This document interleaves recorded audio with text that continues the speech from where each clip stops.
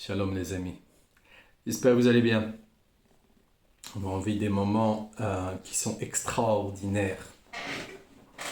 Des moments où, en vérité, si on est tous là, ici, sur la terre, juifs ou non juifs, on est là pour vivre ces moments-là, qui sont extraordinaires. Alors, ce n'est pas des moments extraordinaires comme on l'entend à travers la programmation de la matrice hollywoodienne. Non, c'est pas ça. C'est sûr que c'est surprenant, c'est sûr que c'est surprenant. Mais ces moments extraordinaires nous permettent petit à petit, donc par des petites choses, pour en faire de grandes, donc petit à petit, à nous remonter à la surface, pour aller chercher le grand air. Mais ce grand air-là, ça ne peut pas se faire comme ça. Ça ne peut pas se faire comme ça. Si on remonte trop vite, on est perdu, totalement perdu, totalement perdu. Il n'y a pas une chose qui n'est créée ici sur la terre qui n'est pas de l'ordre de la décision d'Hachem. Donc que ce soit les religions, que ce soit les guerres, que ce soit la paix, il n'y a pas une chose, tout fait partie d'un plan qu'on ne peut pas comprendre. Est-ce qu'on se comprend nous-mêmes? Est-ce qu'on comprend notre voisin? Est-ce qu'on comprend nos enfants? Est-ce qu'on comprend notre femme? Alors après, on veut avoir la prétention orgueilleuse de vouloir comprendre Hachem. Mais on ne comprend pas. Qu'est-ce qu'on comprend?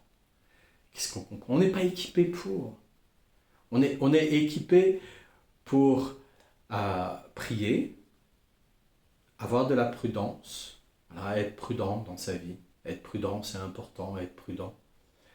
Et on est équipé pour avoir de la patience. On apprend au fur et à mesure la patience. On est équipé pour avoir de la persévérance, pour persévérer. Pour persévérer. Et au final, dans l'association de ces choses, eh bien, la Emouna, elle éclot. La Emouna, elle vit, parce que, bon, on finit par accepter que la prière n'est pas vaine. On finit par accepter qu'aller bosser 10 heures par jour pour essayer de gagner 3 cacahuètes, ça c'est vain, ça sert à rien, puisque la plupart des gens qui ont de l'argent vivent plutôt à crédit et généralement, malheureusement pour eux, que Dieu nous en protège, ben, ils finissent extrêmement endettés et pauvres. Donc non, non, c'est pas ça. On est là ici pour accumuler les petites choses, pour enfin que ça devienne de grandes choses. N'oublions pas que ici, nous sommes dans le microcosme. Donc pour accumuler de grandes choses, il faut en faire. Il faut en ramasser des grains de sable. Il faut en ramasser des grains de sable. C'est long, c'est long, c'est long, c'est beaucoup d'ouvrages. Donc si on est là, et que ça se passe comme ça, et que c'est malheureusement ça va être exponentiel, ça va pas se terminer. Bon, on a espoir que ça aille plus vite, on a espoir, voilà, on veut toujours que ça aille plus vite parce qu'il y a beaucoup d'entre nous qui sommes extrêmement impatients, qui sommes extrêmement malades, anxieux, perturbés, traumatisés. Donc il y a tout un tas d'horreurs qui ont été vécues, donc c'est extrêmement grave à supporter dans ce genre de situation. Mais néanmoins, on ne pourra pas aller plus vite. On ne pourra pas. Parce que Hachem, là, qu'est-ce qu'il est en train de faire? Il est en train de sélectionner le bon grain et du mauvais grain, mais il y a toujours du bon grain chez un individu. Il n'est pas entièrement pourri, parce que s'il est entièrement pourri, il meurt. Il n'existe plus. Hachem, il le prend, il le recycle, et puis voilà. Mais il n'existe plus. Mais on y va petit à petit, pour éviter justement l'asphyxie. l'asphyxie. L'asphyxie de l'information. Parce que lorsque on se remet dans l'alignement avec notre neshama, on peut recevoir l'asphyxie de l'information. La neshama, elle envoie une énergie qui est tellement puissante dans sa vérité qu'elle peut, certains qui essayent de dépasser les étapes, de brûler les étapes, se brûlent les ailes, comme on dit. Puis après, on les retrouve dans des cas typiques de pathologies anxiogènes ou de pathologies psychiatriques très graves. Donc on ne peut pas aller très vite. On est obligé de monter petit à petit, et déjà on va très vite. On va très vite. Parce que quand on nous parle dans la Torah de la création du monde, Bereshit, et qu'on nous dit le monde, voilà, il s'est créé en 7 jours.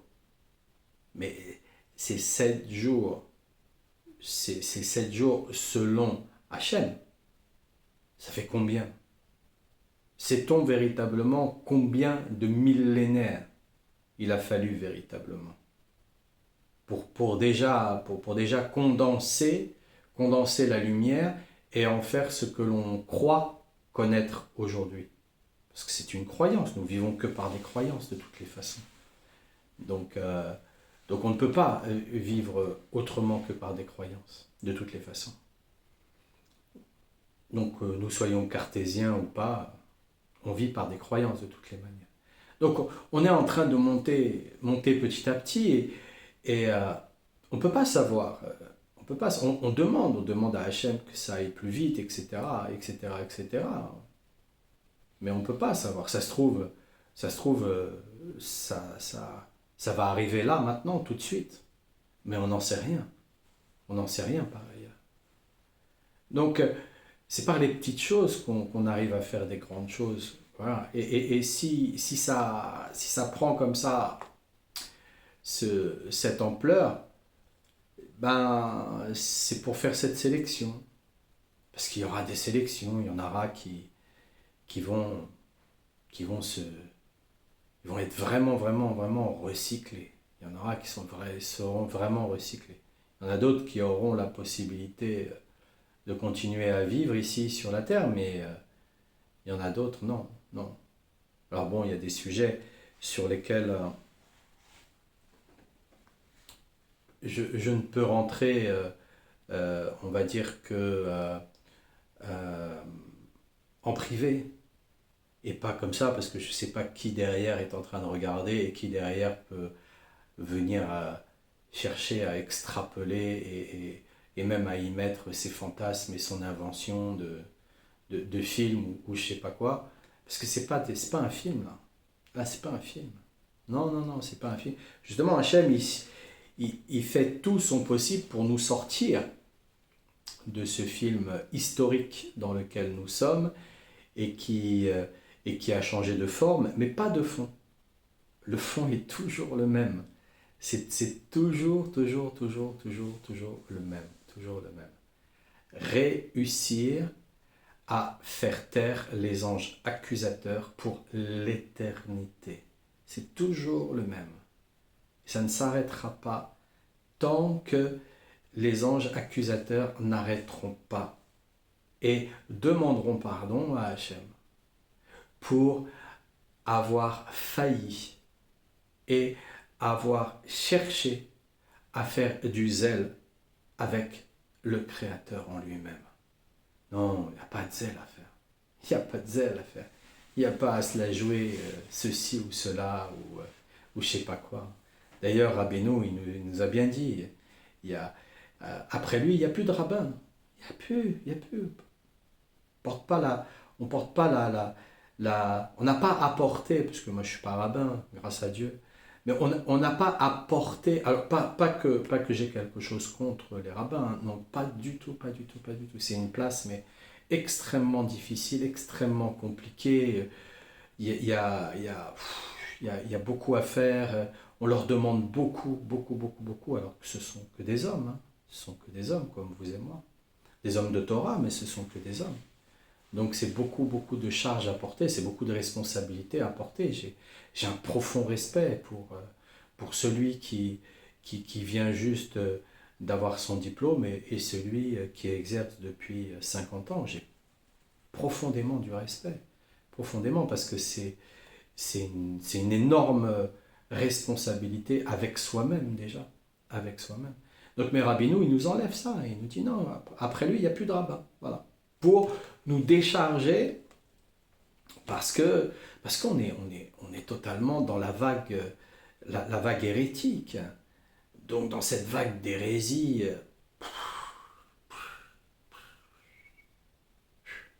on, on peut énormément paniquer parce qu'on est en train de passer dans un... On est dans les vases communicants. On est dans les vases communicants, donc on ne sait pas, on est là, dans un flou, mais total, total, total, total, total. Il n'y a que les fous qui croient qu'ils savent où ils vont. Mais non, non, non, non, non, non. Et ceux qui ont la Emouna sont attachés avec la Emouna. Ils s'attachent à la Emouna comme on s'attache à un bateau de sauvetage. Et ils attendent. Ils attendent. Et voilà, on prie, voilà, Mayday, Mayday, Mayday, Mayday, voilà, on prie, aidez-moi, aidez-moi, voilà, on prie, et on continue, on fait des petites choses chaque jour, on continue, et on accepte chaque jour les expériences que Hachem, il continue à nous donner aussi par la même occasion, puisqu'il faut bien que la vie poursuit son chemin, la vie poursuit son chemin.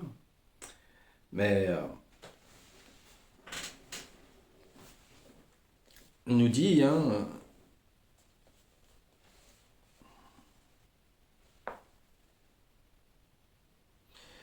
il est dit à propos des enfants d'Israël recrutés pour la guerre, donc on est toujours dans la Torah 11, hein, tout celui qui est pris de crainte et a le cœur sensible pour rentrer chez lui, autrement dit, tout celui qui craint les fautes qu'il a commises peut rentrer chez lui. Donc, il nous dit bien là, il nous dit bien, c'est ce qu'on est en train de vivre de toutes les façons, parce que ok, en Israël, il y a la guerre. Ok, en Ukraine, il y a la guerre. Ok, dans le monde, il y a 2000 guerres à peu près effectives voilà, que bon, les médias n'en parlent pas parce que ça n'a pas d'intérêt pour eux financier. Et puis voilà. Mais il n'y a pas que ça, c'est que c'est aussi, il n'y a pas d'intérêt aussi au niveau de la conquête du monde, parce que c'est une conquête du monde en fait, qu'on est en train de vivre depuis 5785 ans à peu près, quoi. Eh bien, il nous dit quoi là? Il nous dit, ben, quand on est dans ces périodes, comme on est maintenant, puisque bon, c'est exponentiel, hein, ça prend de l'ampleur petit à petit, mais si on regarde bien, il y a toujours eu la guerre hein, partout, mais là, comme c'est médiatisé, ben, on a l'impression qu'on l'a aussi à côté de chez soi, puisqu'on peut ouvrir les informations et regarder. Donc, ce que je vous déconseille d'ailleurs, il n'y a pas à regarder, c'est vraiment, ou alors on survole, on prend 15 minutes, on survole et puis on passe à autre chose et on continue à grandir surtout. On continue à faire des petites choses pour réussir à faire de grandes choses. Et c'est ce qu'il nous dit là, il nous dit tout celui qui craint les fautes qu'il a commises peut rentrer chez lui. C'est-à-dire que c'est là où on doit commencer à demander pardon. C'est là où on doit faire une révision de ce qu'on a fait, de ce qui s'est passé, de comment on s'est conduit, de comment on se conduit, mais sans s'en vouloir. Il n'y a pas de culpabilité, on n'est pas, on n'est pas dans une certaine culture où il faut absolument être dans la culpabilité, etc., etc. Non, non, non. Non, non, non, c'est normal si j'ose dire, de faire des erreurs. Et puis, ben voilà, on rebondit, on se relève et puis on se reprend et ainsi de suite. Bon, ce qui n'est pas normal, c'est de continuer à faire les mêmes erreurs en pensant que la vie va changer. Non, ça c'est pas normal. Là, il y a un problème psychiatrique qui se cache derrière.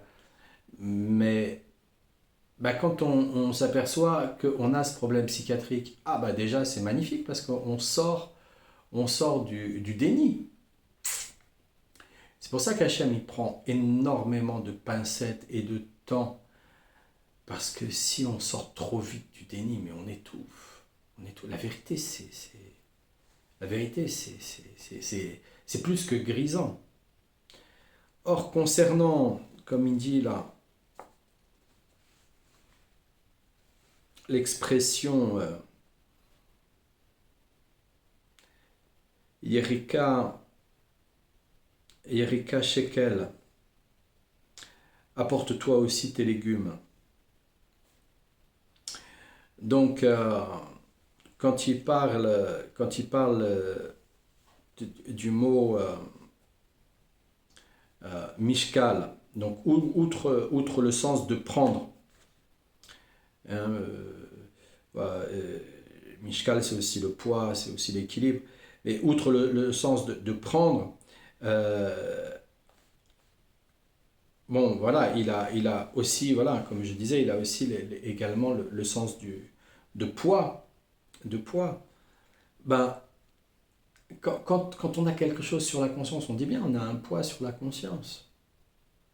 On a un poids sur la conscience. Quand il y a une maladie, quand il y a un problème, quand la vie, elle est difficile, la parnassa, elle est difficile, les relations sont difficiles, et voilà, il y a plein... C'est parce qu'il y a des jugements, parce qu'il y a eu des décrets, il y a eu vraiment des mauvais décrets qui sont tombés. Donc là c'est parce qu'on n'a pas suffisamment fait notre analyse personnelle, on ne s'est pas suffisamment remis en question, on n'a pas suffisamment demandé pardon et on n'a pas suffisamment prié. Parce que la prière, bien entendu avec le Lashon HaKodesh, hein, la parole sainte, la prière change, elle modifie, elle est comme si vous achetez un Rubik's Cube et il est posé sur toutes les faces toutes claires, voilà, vous le mélangez, voilà, donc vous êtes dans la parole habituelle et vous commencez à rentrer avec le Lashon HaKodesh, la parole sainte, la parole d'Hachem, et bien là vous commencez à remettre les couleurs en place du Rubik's Cube. Et tant que les couleurs ne sont pas toutes en place tous les jours, forcément il y a des choses qui prennent du temps. Donc forcément il y a des embûches, forcément il y a des ralentissements, forcément... voilà, il y a plein de situations. Et comme la vie d'un humain sur la Terre, elle n'est pas faite que d'une traite, elle est faite de plein de choses, dès le moment où on se réveille jusqu'au moment où on s'endort. Elle est faite vraiment de plein de choses, et même pendant le sommeil, elle est aussi faite aussi de plein de choses. Donc, à chaque fois, tous les jours, il faut remettre toutes les facettes à l'endroit, toutes les secondes, toutes les minutes, toutes les heures. Il faut mettre les facettes à l'endroit. C'est aussi pour cette raison qu'il y a 24 tribunaux. 24 tribunaux pour 24 heures. Parce que les facettes, elles doivent être toujours à l'endroit. Donc ça ne veut pas dire que toutes les heures, il faut faire une analyse sur soi-même. Ça veut dire que dès qu'on a la possibilité de faire cette analyse, on fait cette analyse. Dès qu'on a la possibilité de réfléchir, on réfléchit sur ce qui vient de se passer, comment on l'a vécu, comment on s'est comporté, et ainsi de suite. Et on commence à faire teshuva, tel que le dit Rabbeinu. On fait teshuva sur teshuva, continuellement. Continuellement. Continuellement. On recommence. On ne s'arrête pas. Est-ce qu'on s'arrête de boire? Est-ce qu'on s'arrête de respirer? Alors de temps en temps, je vais dire, bon, oui, on s'arrête de manger de temps en temps, mais auquel cas, non. Non. Donc, on ne s'arrête pas de faire teshuva.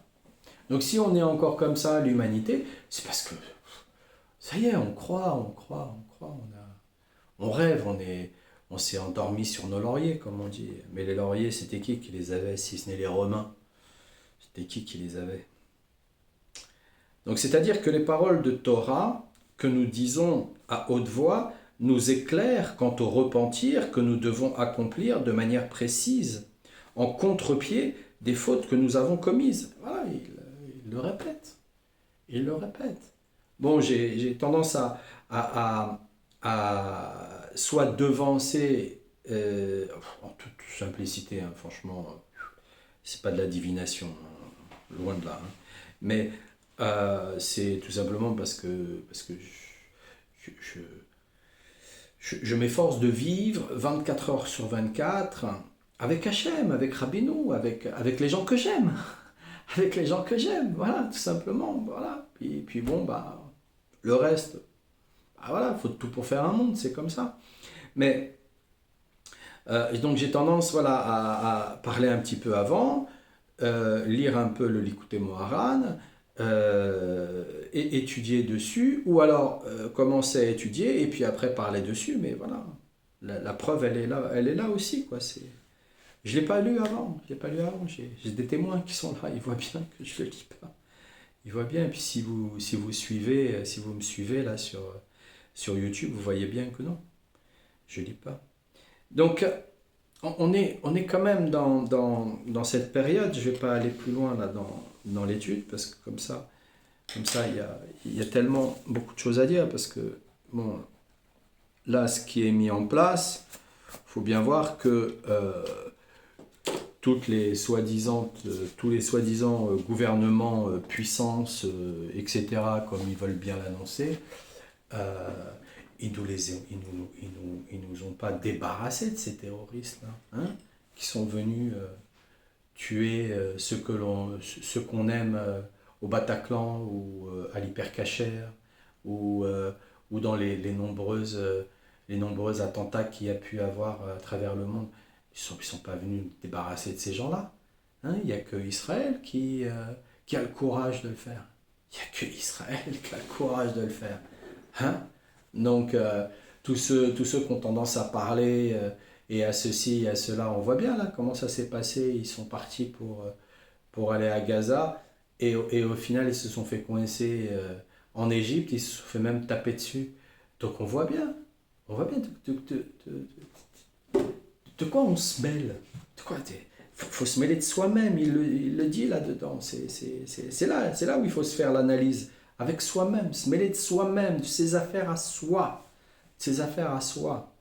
Hein? C'est pas. Voilà, c'est comme le verre à soie. Voilà, il va tisser, puis après il va faire une soie, il va faire quelque chose de très très joli. Donc faut se mêler de ses affaires à soi pour devenir joli, pour devenir quelqu'un de correct, quelqu'un d'harmonieux, quelqu'un d'équilibré. Hein, parce que à quoi ça sert?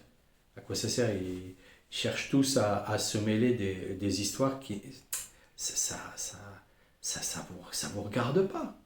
Et c'est pas une histoire qui arrive maintenant subitement au 21e siècle. C'est l'histoire du monde qui est en train de se jouer là. L'histoire du monde. C'est pas rien. C'est pas rien du tout. Allez, on continue. On va lire le Tehillim 43 et Bracha ve'atzlacha pour tous ceux qui en ont besoin. Refoua shlema pour tous les malades, protection de Tsahal et la destruction d'Amalek sous toutes ses formes à tous les niveaux, à tous les niveaux. Et bienvenue au Mashiach, que le Mashiach il est bienvenu, que Hachem il le connecte, et que il sorte de sa crainte et qu'il puisse être accompagné par le Ham Israël entier, quoi, parce que là ça tarde de mettre de côté ces petites histoires diverses et variées. Zchut Rabbeinu Akadosh.